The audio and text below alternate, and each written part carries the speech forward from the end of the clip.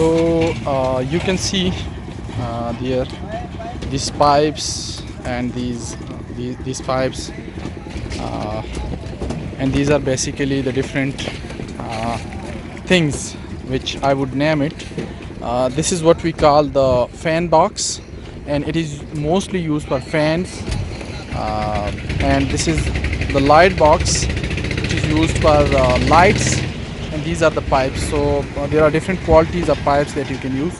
Okay, this is two types of electrical conduting is done in any slab.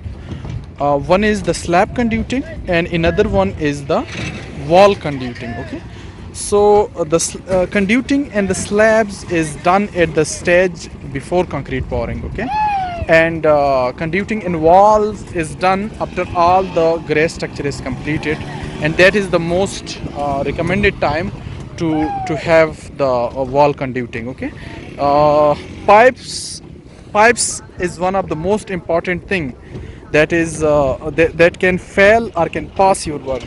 If you use if you look at these pipes, if I let you check this, you can see these are hard pipes. Okay, these are hard pipes. So whenever you are doing electrical conducting and slabs, you have to use hard pipes. Okay, hard pipes for a reason that it is going to be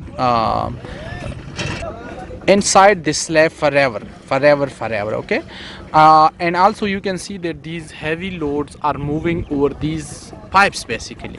So if you use lightweight pipes, or if you use weak pipes, then these pipes can fail in compression. Like if I force it and it fails in compression, it will get locked. Okay, and you won't be able to do the wiring in this slab. So that is why you have to use hard pipes whenever you are doing the electrical conduting and slabs.